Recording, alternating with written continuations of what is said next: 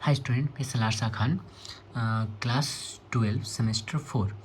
जो हम लोग एबीटीएस सॉल्व पेपर सॉल्व करेंगे क्वेश्चन आंसर के साथ, जो हिंदी का है। इससे पहले मैंने पॉलिटिकल और हिस्ट्री का अपलोड कर दिया है, जो 40 मार्क्स का होगा लॉन्ग क्वेश्चन सेमेस्टर 4 में हिंदी।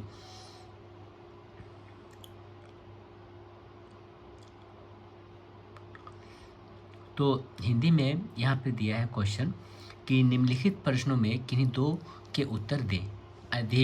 अधिक 30 शब्दों में, यानी 2 × 2 4 मार्क्स करेगा। छोटी तृप्तियाँ बेकार, कवि का नाम लिखिए। कवि के लिए क्या बेकार है? आंसर हो गया, इस कविता के कवि गिरिजा कुमार माथुर है। कवि बताते हैं कि मजदूर वर्ग को आसानी से मिलने वाला सुख स्वीकार नहीं, वह छोटी छोटी बातों में संतुष्ट नहीं होता, बल्कि बड़े लक्ष्य और सृजनशील जीवन में विश्वास रखता है। लाइन है यहाँ पर कि एक अपनी शांति की कुटिया बनाना कब मना है। यह पंक्ति किस रचना से ली गई है और इसमें पूछ रहा है शांति की कुटिया का क्या आशय है।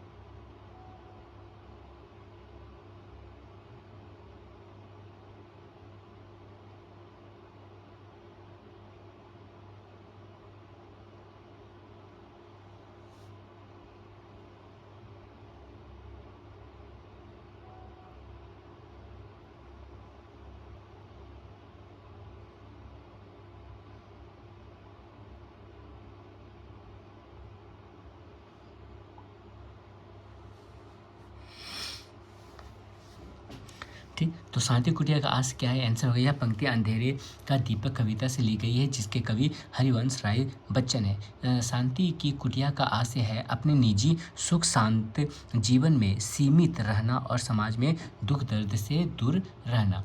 नेक्स्ट लाइन है, बैठा रहता है द्वार पर, कौन द्वार पर बैठा रहता है, क्यों बैठा रहता है? पंक्ति का आशय स्पष्ट करें।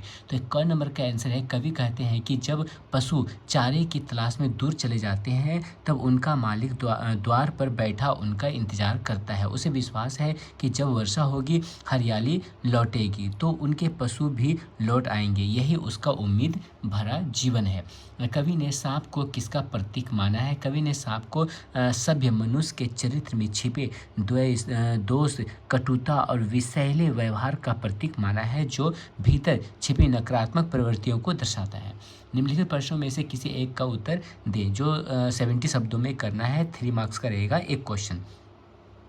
तो यहाँ पर दिया है, तुम्हारे इस जीवन के इतने विविध अनुभव है, इतने तुम धनी हो। प्रस्तुत पंक्ति किस विधा से ली गई है?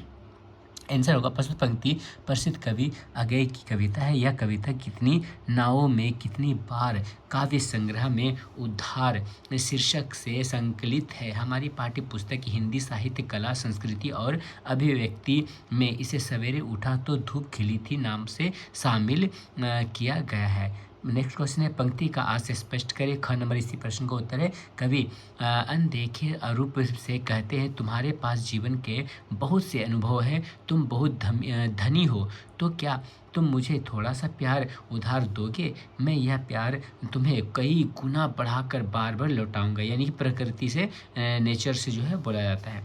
नेक्स्ट लाइन है, शब्द किस तरह कविता बनते हैं? अक्षरों के बीच गिरे हुए आदमी को पढ़ो। तो यहाँ कवि का वास्तविक नाम लिखिए। कवि का वास्तविक नाम है सुदामा पांडे। पंक्ति का अभाव स्पष्ट करें। तो कवि धूमिल कहते हैं कि कविता शब्दों का जोड़ मात्र नहीं होती, बल्कि कवि के मन की पीड़ा और भावना की अभिव्यक्ति होती है। कवि कहना चाहता है कि जब हम कविता पढ़ें तो केवल शब्दों को न देखें, बल्कि यह समझे कि इन शब्दों के पीछे कवि की क्या वेदना छिपी है। कविता में आम आदमी की तकलीफ, उसके जीवन का संघर्ष और दर्द झलकता है। यहाँ पर दिया है, निम्नलिखित प्रश्नों में से किसी एक का उत्तर दीजिए, जो 100 शब्दों में देना है। एक क्वेश्चन 5 मार्क्स का। तो यहाँ प्रमाणित करें कि अंधेरे का दीपक कविता में कवि ने आशा से निराशा पर विजय प्राप्त करने का संदेश दिया है। तो अंधेरे का दीपक कविता का मुख्य संदेश है जीवन में कभी निराश ना होना। कवि कहते हैं कि जैसे दीपक रात के अंधेरे को पूरी तरह समाप्त नहीं कर सकता पर उसे कम अवश्य कर देता है, वैसे ही हमें जीवन के अंधेरे समय में आशा का दीपक जलाए रखना चाहिए।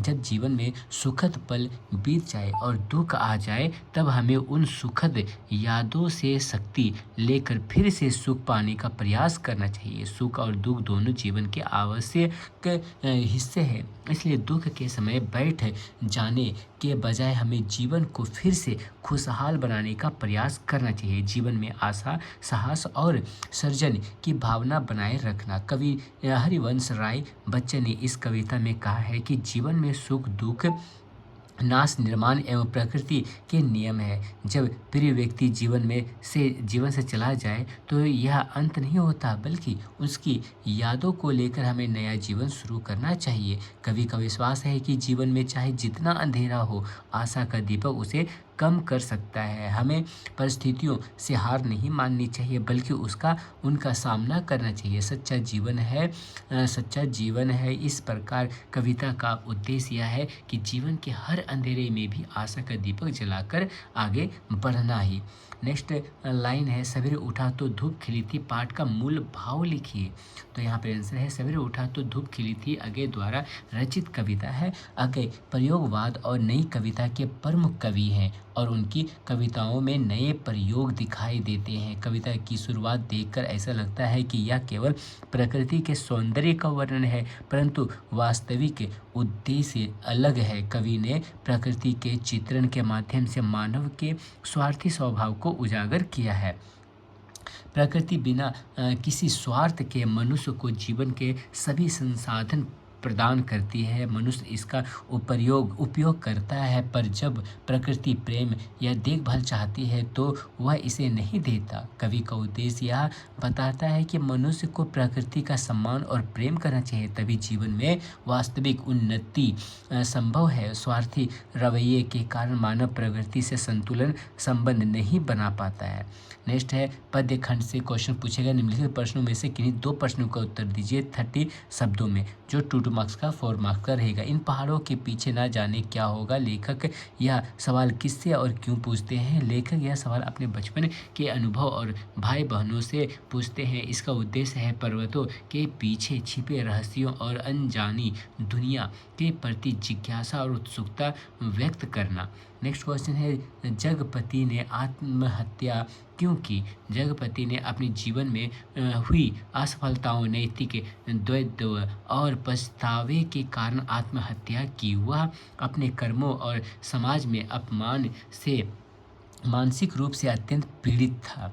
नेक्स्ट क्वेश्चन है कोकिला का स्वर निरंतर कानों में पड़ने लगे। इस कविता में किसके स्वर को कोकिला कहा गया है और क्यों इस कविता में कोकिला लता मंगेशकर को कहा गया है। क्योंकि उनके सुरीले और मधुर स्वर लोगों के कानों में बार बार गूंजते हैं और उन्हें गाने का अनुकरण करने पर मजबूर कर देते हैं। नेक्स्ट क्वेश्चन निर्मल वर्मा को बर्फ से ढके दृश्य कैसे प्रतीत होते हैं। निर्मल वर्मा को बर्फ से ढके दृश्य शांत, निर्मल और मन को मोह लेने वाले प्रतीत होते हैं। वे इस सौंदर्य में प्रकृति की पवित्रता और सुकून अनुभव करते हैं। नेक्स्ट लाइन है निम्नलिखित प्रश्नों में से किसी एक प्रश्न का उत्तर जो है 70 शब्दों में देना है। 3 मार्क्स का एक क्वेश्चन इसमें दिया है शिमले का वह घर बरसों पहले छूट चुका है। लेखक किस घर की चर्चा कर रहे हैं और वह घर क्यों छूट गया। लेखक शिमले के उस घर की चर्चा कर रहे हैं जहां वह कभी रहते थे। यह घर अब उनकी यादों में रह गया है क्योंकि परिस्थितियों के कारण वे वहां और नहीं रह सकते। नेक्स्ट ख नंबर क्वेश्चन है, इसी लाइन से ख नंबर क्वेश्चन है, इस पंक्ति से लेखक की कौन सी भावना प्रकट होती है। इस पंक्ति से लेखक में उदासी और मोह भंग की भावना प्रकट होती है। घर छोड़ने की याद उनके मन में अल्हड़पन के साथ साथ स्मृतिनात्मक भाव पैदा करती है। 2 नंबर लाइन है, तुमने मुझे बेच दिया, यह किसने किससे कहा? आंसर होगा यहाँ, तुमने मुझे बेच दिया। यह पंक्ति चंदा ने जगपति से कही है। पंक्ति का सब प्रसंग व्याख्या करें तो यहाँ दिया है, चंदा यह बोलकर जगपति पर नाराजगी और दुख व्यक्त करती है क्योंकि उसे लगता है कि जगपति ने उसकी सुरक्षा और भलाई की जिम्मेदारी पूरी तरह निभाई नहीं। यह पंक्ति उनके बीच विश्वासघात और भावात्मक द्वैद्व को स्पष्ट करती है। नेक्स्ट यहाँ पे निम्नलिखित प्रश्नों में से किसी एक प्रश्न का उत्तर दीजिए 100 शब्दों में। 5 into 1 यानी 5 मार्क्स का रहेगा। राजा निर्बंसिया कहानी के उद्देश्य को अपने शब्दों में लिखो। राजा निर्बंसिया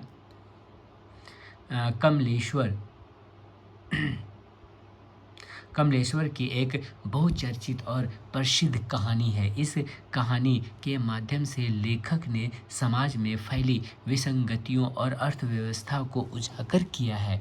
कहानी का मुख्य उद्देश्य आधुनिक समाज में बदलते हुए जीवन मूल्यों को सामने लाना है। आज का समाज जिस दिशा में बढ़ रहा है उसके परिणाम बहुत भयानक है। वर्तमान समय में सबसे बड़ा संकट मानवीय रिश्तों पर है। रिश्तों का टूटना यानी विघटन बहुत तेजी से हो रहा है। यह स्थिति हमें आए दिन समाचार पत्रों में प्रकाशित घटनाओं के माध्यम से दिखाई देती है। कमलेश्वर नई कहानी आंदोलन से जुड़े लेखक हैं। नई कहानी का उद्देश्य समाज की नई समस्याओं और बदलती परिस्थितियों को नया दृष्टि से दिखाना था। प्रस्तुत कहानी में लेखक ने एक लोक कथा और जगपति चंदा के वैवाहिक जीवन की समानांतर कथा के माध्यम से समाज की सोच में व्याप्त जड़ता और संकीर्णता को उजागर किया है। लोक कथा के एक प्रसंग में राजा जब टहलने निकलते हैं तो एक मेहतरानी उन्हें देखकर माथा पीटती है और कहती है, हाय राम, आज राजा निर्बंसिया का मुंह देखा है, ना जाने रोटी भी नसीब होगी कि नहीं। कौन सी विपत्ति टूट पड़े। यह प्रसंग आज के समाज के लिए भी उतना ही प्रासंगिक है जैसे लोक कथा का राजा समाज के तानों से पीड़ित है, वैसे ही जगपति भी समाज के तानों यानी कटाक्षों से परेशान होकर टूट जाता है। समाज के इसी गलत रवैये के कारण उसकी सुख वैवाहिक जीवन बिखर जाता है और अंत में वह आत्महत्या करने को विवश हो जाता है। आत्महत्या से पहले लिखे गए अपने परिचय में जगपति की मनोदशा के माध्यम से लेखक यह दिखाना चाहते हैं कि समाज में आदेशों की जो झूठी परंपराएं बन गई है वे वास्तव में हास्यास्पद यानी मजाक योग्य स्थिति पैदा करती है। कहानी के अंत में लोक कथा के राजा और जगपति की कहानी को जोड़कर कमलेश्वर अपने उद्देश्य की स्थापना करने में सफल होते हैं, परंतु अंत की यह पंक्ति मेरे कहानी भी खत्म हो गई। पर दूसरा लाइन इसमें से क्वेश्चन पूछ रहा है, चीड़ों पर चांदनी पाठ में वर्णित प्रकृति के मनोग्राही सौंदर्य का वर्णन करो। तो आंसर है, चीड़ों पर चांदनी पाठ में प्रकृति का सौंदर्य अत्यंत मनोहारी और मनोहर रूप में चित्रित किया गया है। चांदनी रात में चीड़ों की टहनियाँ धीरे धीरे चमक उठती है जिससे वातावरण में शांति और सुकून का भाव उत्पन्न होता है। हवा की हल्की सरसराहट और पेड़ों की छायाएं मिलकर दृश्य को जादुई बना देती है। लेखक ने प्रकृति के सूक्ष्म पहलुओं, चांद की मुद्रू रोशनी, पत्तियों की हरकत और शांत वातावरण को इतनी बारीकी से वर्णित किया है कि पाठक इसे आंखों के सामने जीवन महसूस करता है। यह प्रकृति का मनोग्राही सौंदर्य पाठक के मन को मोह लेता है। खंड यहाँ पर ही नाटक दिया है। निम्नलिखित प्रश्नों में से 2 प्रश्नों के उत्तर दीजिए। अधिकतर अनदेखी 70 शब्दों में 3 into 2 6 मार्क का। तो ये छोटा सा लाइन यहाँ पे, जो सेना रंग बिरंगे ध्वज उड़ाते रौंदते हुए धरती को गगन का कम पाते थी, गई युद्ध की 18 दिन पहले उसका वह रूप हो गया। आते आते ऊपर पंक्ति के रचनाकार का नाम लिखिए, प्रस्तुत पंक्ति की व्याख्या करें। तो रचनाकार का नाम है धर्मवीर भारती। व्याख्या है, ऊपर पंक्तियों में युद्ध की तैयारी और उसकी भावात्मकता का चित्रण किया गया है। रंग बिरंगी ध्वजों वाली सेना धरती और आकाश को थरथराते हुए आगे बढ़ती है। 18 दिन पहले का यह दृश्य युद्ध की विभीषिका, शक्ति और तनाव को दर्शाता है। लेखक पाठक के मन में युद्ध की गंभीरता और उसके दारुण प्रभाव की अनुभूति कराता है। नेक्स्ट क्वेश्चन है, मातुल मैंने बिल्कुल सोच लिया, उनको मैं मारूंगा। वक्ता कौन है और वह मातुल कहकर किसे संबोधित कर रहा है? वक्ता के कथन का भाव स्पष्ट करें। इस पंक्ति का वक्ता अश्वत्थामा है। वह मातुल कहकर अपने मामा कृपाचार्य को संबोधित कर रहा है। इस कथन में अश्वत्थामा के भीतर भरा हुआ तीव्र क्रोध, प्रतिशोध और अंधी हिंसा की भावना प्रकट होती है। युद्ध में अपने पिता द्रोणाचार्य की मृत्यु से आहत होकर वह बदले की आग में जल रहा है और हत्या का दृढ़ निश्चय कर चुका है। अगला लाइन है, माता व्यास ने मुझको दिव्य दृष्टि दी थी, केवल युद्ध की अवधि के लिए। पता नहीं कब वह सामर्थ्य मुझसे छीन जाए। वक्ता और श्रोता के नाम लिखे, पंक्ति का अर्थ स्पष्ट करें। वक्ता संजय, श्रोता गांधारी है। पंक्ति का अर्थ क्या होता है? सेकंड नंबर क्वेश्चन का ही बोला कि अर्थ है, संजय गांधारी ने से कह रहा है कि उसे केवल युद्ध की अवधि के लिए दिव्य दृष्टि मिली थी और यह शक्ति अब छिन जाएगी। उसे पता नहीं। इस दृष्टि के माध्यम से संजय ने युद्ध के घटनाक्रम को देखा और गांधारी को बताकर उनके मन की चिंता और युद्ध की गंभीर स्थिति को स्पष्ट किया। घ नंबर लाइन है, जब तक प्रतिशोध का ना दोगे संवाद मुझे, तब तक जीवित रहूँगा। वक्ता और श्रोता का नाम लिखे, पंक्ति का आशय स्पष्ट करें। तो उत्तर यहाँ पे वक्ता कहने वाला है अश्वत्थामा, श्रोता है जिससे कहा गया है कृष्ण। पंक्ति का आशय है, इन पंक्ति में अश्वत्थामा कहता है कि जब तक कृष्ण उसे उसके लिए हुए पाप प्रतिशोध का उचित दंड नहीं देंगे और उसके साथ संवाद नहीं करेंगे, तब तक वह मरना नहीं चाहता। वह अपने अपराध बोध, क्रोध और हताशा से जीते रहना चाहता है ताकि कृष्ण उसके साथ बात करने के लिए मजबूर हो और उसे दंड देकर उसकी पीड़ा का अंत करे। नेक्स्ट है, निम्नलिखित प्रश्नों में से किसी एक प्रश्न का उत्तर दीजिए 100 वर्ड में, जो 5 मार्क्स करेगा। अंध युग के पात्र जो है युयुत्स के चरित्र पर प्रकाश डाले। तो यहाँ अंधा युग के प्रमुख पात्रों में युयुत्सु एक दयनीय और संवेदनशील पात्र के रूप में सामने आता है। वह पांडवों के पक्ष में लड़ता है, परंतु यही उसका अभिशाप बन जाता है। धर्मवीर भारती ने उसके चरित्र के माध्यम से उसे बुद्धिजीवी वर्ग का चित्रण किया है, जो सत्य के पक्ष में खड़ा तो होता है लेकिन अनंतः अपनी आस्था खो बैठता है। युयुत्सु के चरित्र की विशेषताएं इस प्रकार हैं। पहला है, अपमान से विक्षुब्ध। युद्ध में विजय के बाद जब युयुत्सु कौरव नगरी में लौटता है तो नगरवासी और माता गंधारी उसे तिरस्कार और अपमान से देखते हैं। यह अपमान उसे भीतर तक झंझोर देता है और वह मानसिक रूप से आहत हो जाता है। 2 नंबर हेडिंग है, आत्मचिंतन में लीन। अपमान के बाद युयुत्सु अपने जीवन और कर्मों पर गहराई से विचार करने लगता है। वह सोचता है कि उसने ऐसा कौन सा अपराध किया है जो उसे इस असहनीय यातना को सहना पड़ रहा है। 3 नंबर हेडिंग है, बुद्धिजीवी वर्ग का प्रतीक। युयुत्सु उस बुद्धिजीवी वर्ग का प्रतीक है जो सत्ता के अन्याय और झूठ के विरुद्ध खड़ा तो होता है लेकिन अपने संकल्प पर अंत तक अडिग नहीं रह पाता। 4 नंबर है हेडिंग संवेदनशील स्वभाव।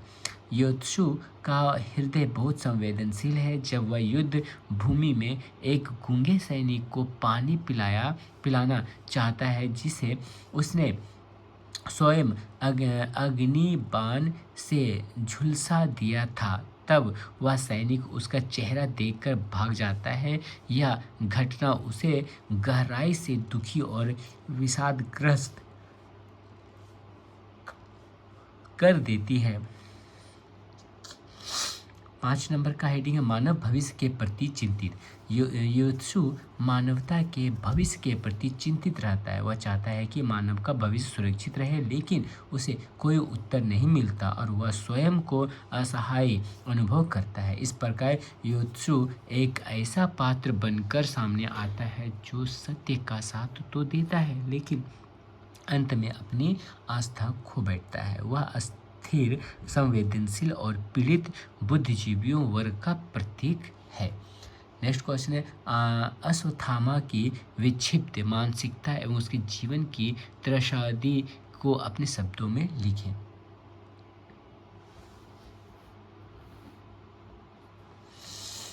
इसका आंसर है अश्वत्थामा की विक्षिप्त मानसिकता और जीवन की त्रासदी। अश्वत्थामा महाभारत का एक दयनीय पात्र क्रोध और प्रतिशोध की आग में जलता है। अपने पिता द्रोणाचार्य की मृत्यु से वह मानसिक विक्षिप्तता का शिकार हो जाता है। उसकी सोच अति संवेदनशील और अतिशय क्रोधित हो गई है, जिससे वह अंधाधुंध हिंसा के मार्ग पर चल पड़ता है। जीवन की त्रासदी इस तथ्य में है कि उसकी निष्ठा और वीरता स्वयं उसके पतन का कारण बनती है। उसका जीवन व्यक्तिगत दुख, परिवार और धर्म के प्रति संघर्ष और समाज की कठोर वास्तविकताओं से भरा है, जो उसे मानसिक और भावनात्मक रूप से तोड़ देता है। यहाँ पर यह है निम्नलिखित प्रश्नों में से किसी एक प्रश्न का उत्तर दे, जो 150 शब्दों में देना है, जो 5 मार्क्स का क्वेश्चन है। यहाँ पर कि युवा वर्ग से शिक्षा प्रति जगने वाली अवहेलना की मानसिकता की ओर दृष्टि आकर्षण करते हुए शिक्षा मंत्री को एक आवेदन पत्र दे दें। जो पत्र लेखन आप लोग के लिए बहुत इंपॉर्टेंट रहेगा। तो यहाँ पत्र लेखन जो है इस तरह से हम लिखेंगे। किसको लिखना है, याद रखना है कि एक युवा वर्ग में शिक्षा के प्रति जगने वाली अवहेलना की मानसिकता की ओर दृष्टि आकर्षण करती है। मतलब एक अपने दोस्त या अपने युवा को लिखना है कि शिक्षा के प्रति जो है जागरूक हो, है ना, उसके लिए निवेदन पत्र लिखना है। तो इस तरह का हम पत्र लिखेंगे।